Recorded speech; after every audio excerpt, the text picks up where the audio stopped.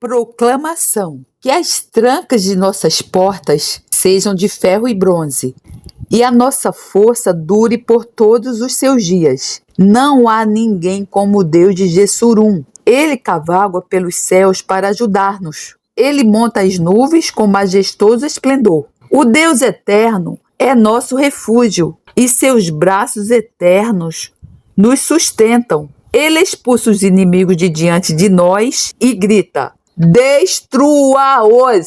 Deuteronômio 33, 25 a 27. Carta de ensino bem ajustado, de Derek Prince. No Evangelho de João, capítulo 17, o Senhor Jesus orou ao Pai por todos que crescem nele. Ele orou para que fôssemos um, como ele e o Pai o são, para que todo mundo acreditasse e soubesse que o Pai o tinha enviado. Nos últimos anos, Deus começou a abrir os meus olhos para a maneira pela qual podemos efetivamente e praticamente nos tornar um só. Não numa era futura distante, mas na nossa geração. Acredito que é uma possibilidade prática agora. De fato, acredito que é nesse sentido que Deus está a trabalhar pelo Espírito Santo. Vejamos alguns pensamentos básicos e práticos das Escrituras sobre o caminho para a unidade, retirados de duas passagens do livro dos Salmos. Quão bom e quão suave é que os irmãos vivam, habitem em união. É como óleo precioso sobre a cabeça, que desce sobre a barba de Arão, e que desce a orla das suas vestes, como o orvalho de Hermon e como o que desce sobre os montes de Sião. Porque ali o Senhor ordena a bênção e a vida para sempre. Salmo 133, 1:3. A palavra vivam, habitem, no versículo 1, não se refere necessariamente a viver numa comuna com todos sob o mesmo teto ou onde várias famílias moram na mesma casa. Estou-me a referir aqui a irmãos e irmãs em Cristo, a compartilhar as suas vidas de uma forma permanente e contínua. Esse é o propósito de Deus, é o que Ele deseja ver. As Escrituras dizem que é bom e agradável, mas não nos diz o quão difícil é. Podemos ir à igreja no domingo de manhã, desfrutar da adoração e da pregação, sentir o calor e fraternidade, apertar algumas mãos e dizer: Deus te abençoe. Irmão, até a próxima semana. Essa parte é fácil e não custa muito. Muitas vezes, porém, isso é tão longe quanto chegamos. Mas Deus está a falar sobre irmãos que vivem em união. Os outros dois versículos do Salmo 133 descrevem os resultados que se seguirão. É como óleo precioso. O óleo da unção foi colocado sobre a cabeça de Arão, o sumo sacerdote. O óleo sempre flui para baixo, nunca para cima. Isso também se aplica à unidade. Vem de cima para baixo, não de baixo para cima. Por vários anos, tentei reunir o povo de Deus realizando conferências. A maioria delas tinha duas coisas em comum. Cerca de 75% dos participantes eram mulheres e a maioria era membro da igreja, mas muitos poucos eram líderes da igreja. Isso fez duas coisas. Tornou as esposas mais espirituais do que os seus maridos e as ovelhas mais espirituais do que os seus pastores. Em certo sentido, não estávamos a resolver problemas, estávamos a aumentá-los. Cheguei a ver como era inútil falar em unir ovelhas. Não são primeiramente as ovelhas que estão desunidas, os pastores é que estão. A unidade vem com autoridade. Para ilustrar, se o pai e a mãe estão unidos, há unidade no lar e eles têm autoridade. Mas se o pai e a mãe estão desunidos, não há unidade, harmonia ou autoridade, porque os filhos jogam sempre um dos pais contra o outro. A unidade vem com autoridade. Muitas vezes, isso também é verdade no corpo de Cristo. Se os líderes não estiverem unidos, não poderá haver unidade ou autoridade no corpo. E os membros do corpo irão jogar os líderes uns contra os outros. Continuando no versículo 3 do Salmo 133, vemos que a unidade é comparada com o orvalho. Nas Escrituras, há muitas imagens do Espírito Santo. Muitas delas são dramáticas, como o fogo, o vento e a chuva. Mas o orvalho é diferente. Geralmente é invisível, silencioso e muito gentil. No entanto, é singularmente refrescante. Quando Deus une o seu povo, será criada uma atmosfera que não se baseia em manifestações dramáticas do Espírito Santo. Em vez disso, haverá gentileza, suavidade e ternura sobre o povo de Deus, o que será muito refrescante. No final do Salmo 3,3 diz: porque ali o Senhor ordena a bênção. Frequentemente lutamos pela bênção, oramos e jejuamos por isso. E bem, deveríamos, mas que bom é estar no lugar onde o Senhor ordena a bênção. Esse lugar é onde o povo de Deus se reúne, onde os irmãos vivem em unidade. Chegar lá envolve muitos desencorajamentos e muitos sacrifícios. Isso exigirá que abandonemos alguns dos nossos preconceitos, engolamos o nosso orgulho e demos as nossas vidas uns pelos outros.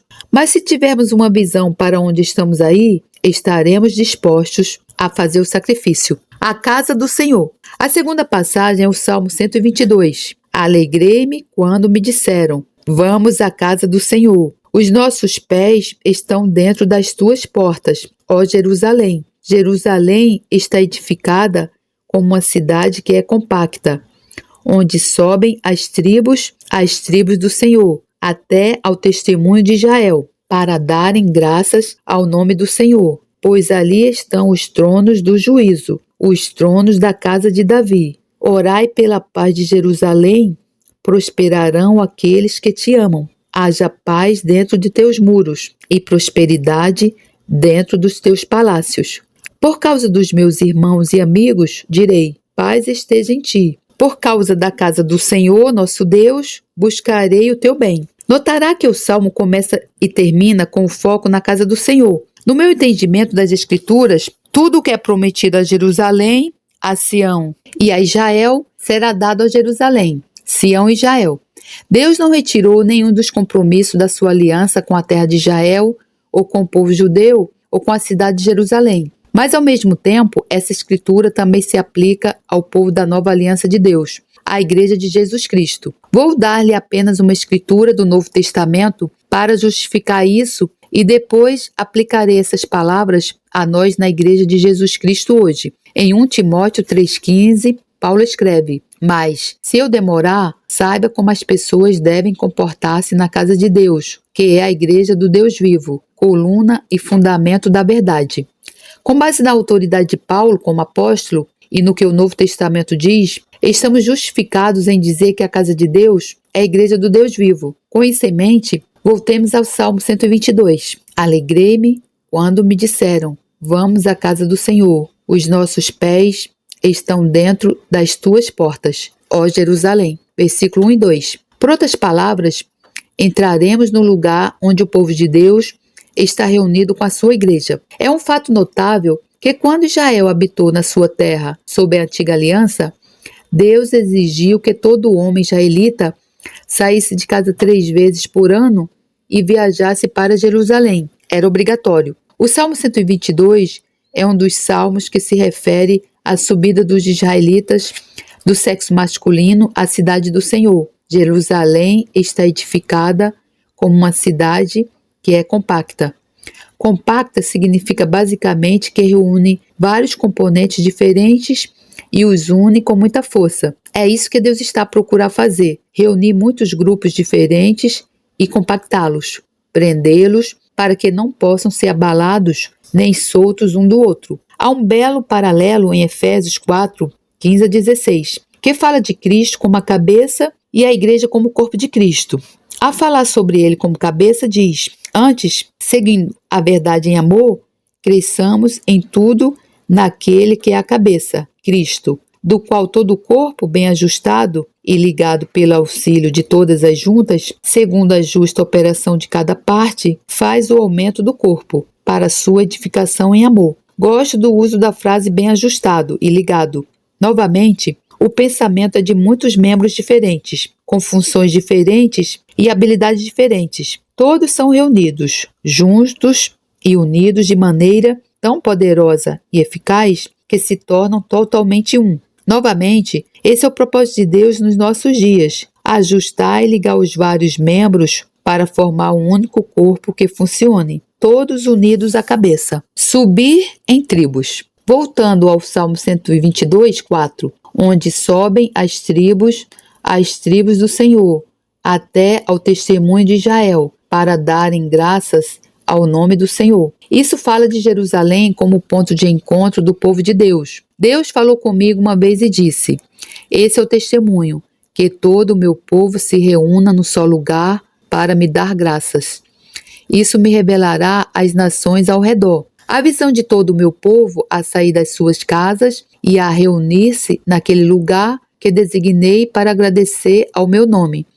Esse é o testemunho de Israel. É assim que Israel, como nação, testifica que o Senhor é o seu Deus. Observe que os israelitas não subiram como indivíduos, eles subiram como tribos, cada um no seu grupo tribal particular, sob o seu líder tribal. Esta, acredito, é a verdadeira chave para a união efetiva do povo de Deus. Não seremos unidos como indivíduos, mas podemos ser unidos como tribos. Se os nossos líderes subirem juntos, cada congregação seguirá. Acredito que o movimento final de Deus não será um movimento sobre os indivíduos, mas um movimento sobre os corpos. Baseio isso em Ezequiel 37, onde encontramos a visão do Vale dos Ossos Secos. Nessa visão, existem dois movimentos soberanos de Deus através de dois atos do profeta Ezequiel. Na primeira vez, Ezequiel profetiza para sobre os ossos. Na segunda vez, ele profetiza para sobre o sopro, o vento ou o espírito. Profetizar os ossos é pregar. Profetizar o sopro é intercessão. Quando Ezequiel profetizou sobre os ossos, Deus os moveu sobrenaturalmente e eles uniram-se em corpos completos.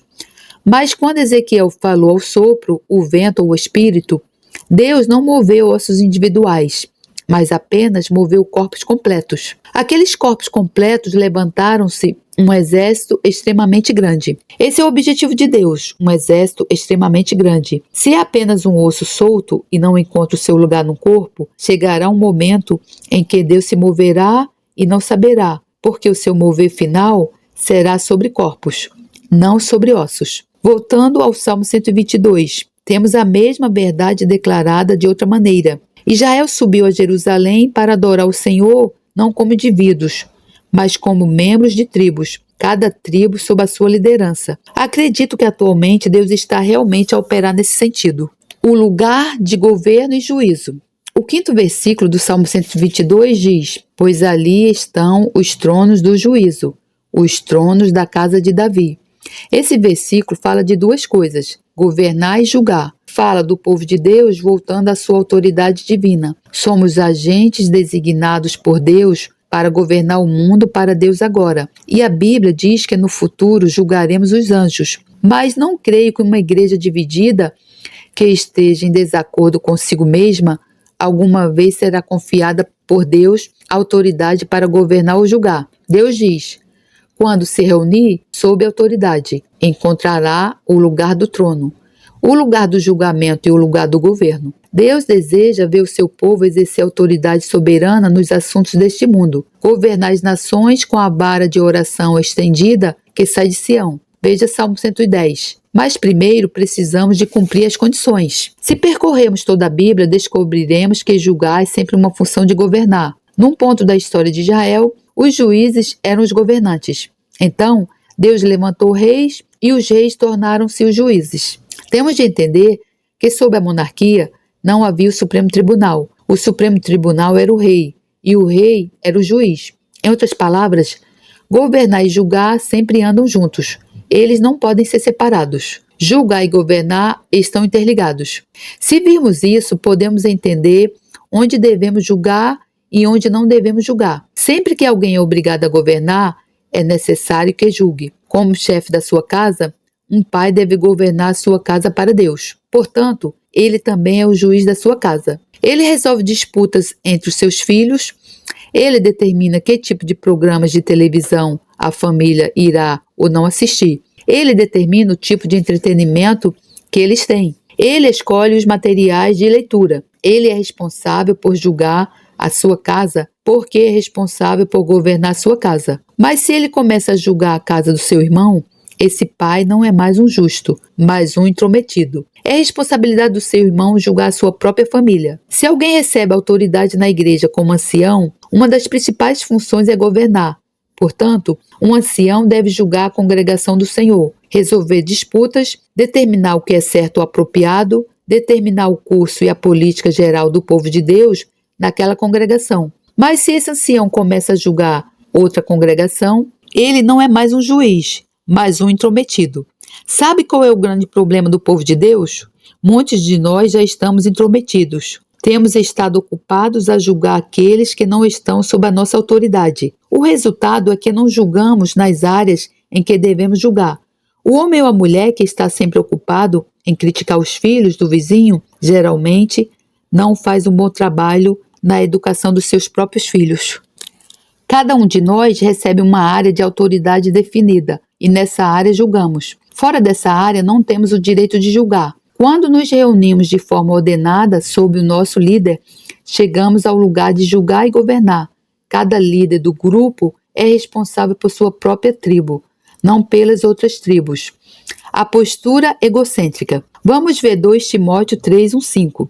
Sabe, porém, isto, que nos últimos dias sobrevirão tempos trabalhosos, difíceis, porque haverá homens amantes de si mesmos, avarentos, presunçosos, soberbos, blasfemos, desobedientes a pais e mães, ingratos, profanos, sem afeto natural, irreconciliáveis, caluniadores, incontinentes, cruéis, sem amor para com os bons, traidores, obstinados, orgulhosos, mais amigos dos deleites, amando mais os prazeres do que amigos de Deus, tendo aparência de piedade, mas negando a eficácia dela. Destes, afasta-te. Nestes versículos, há uma lista de 18 imperfeições ou defeitos morais que devem caracterizar os últimos dias. A palavra de Deus coloca a responsabilidade exatamente onde pertence. Qual é a causa da vinda destes? Tempos trabalhosos difíceis. É a deterioração do caráter humano. Essa é a fonte do perigo. Ao olhar para essa lista, vemos que ela começa e termina com as coisas que as pessoas amam, pois os homens serão amantes de si mesmos, avarentos, amantes do dinheiro e, no fim, amando mais os prazeres do que a Deus. 2 Timóteo 3:4. Os 3 tipos de amor malignos que corrompem a natureza humana são amor a si mesmo, amor ao dinheiro e amor ao prazer. Nos tempos contemporâneos, encontramos uma cultura que talvez seja sem paralelo na sua desenfreada rendição ao amor a si mesmo, amor ao dinheiro e amor ao prazer. A fonte do nosso problema é o amor próprio. Observe o que a Escritura diz a seguir: tendo aparência de piedade, mas negando a eficácia dela. 2 Timóteo 3:5. Por outras palavras, essas pessoas não são pagãs. Elas frequentam a igreja, mas têm negado o poder de Deus ao recusar a ele o direito de mudar o seu estilo de vida. Vão à igreja, são religiosos, cantam hinos, dão dízimo, mas o objetivo da sua afeição é eles próprios. O remédio de Deus. Voltando ao Salmo 122, vemos o remédio de Deus para esse egocentrismo e amor próprio. Por causa dos meus irmãos e amigos, direi, paz esteja em ti.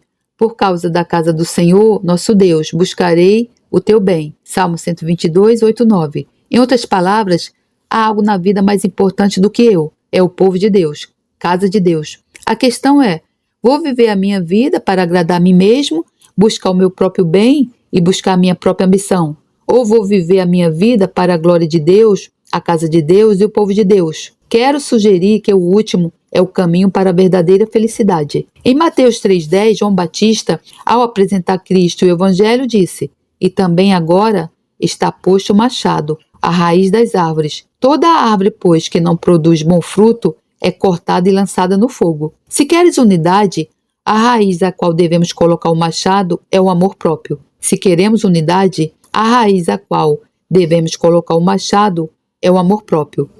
Oro para que Deus nos dê a graça de pegar no machado e cortar a raiz do amor próprio, e que Ele nos dê uma visão do seu povo e da sua casa. Deus disse aos exilados que retornavam em Ageu 1:4: acaso é tempo de habitardes vós nas vossas casas forradas, enquanto esta casa fica desassolada? Qual foi o problema deles? Amor próprio. Eles estavam a colocar a si mesmos, os seus interesses e preocupações acima da casa de Deus, o povo de Deus e a glória de Deus. Poderemos mudar a sociedade se aprendermos a amar algo que não seja nós mesmos. Por exemplo, se aprendermos a gostar de cuidar dos fracos e sacrificar-nos por aqueles que não podem ajudar a si mesmos. No dia do nascimento do cristianismo foi dito: os judeus amam-se e ajudam-se, mas os cristãos ajudam aqueles que não são cristãos. Foi isso que surpreendeu o mundo antigo e pagão, e acredito que é isso que Deus está a pedir-nos hoje. Quando o corpo de Cristo se une desinteressadamente, colocando a casa de Deus e a sua glória acima dos seus próprios interesses e preocupações, então o mundo realmente conhecerá e acreditará em Jesus, aquele a quem Deus enviou. Glória a Deus, aleluia! Gratidão, Senhor, por mais esta carta, em nome do Senhor Jesus. Amém. Glórias a Deus, louvado seja o meu Senhor, que a graça do Senhor Jesus Cristo, o amor de Deus e a comunhão do Santo Espírito estejam com todos vocês. Amém.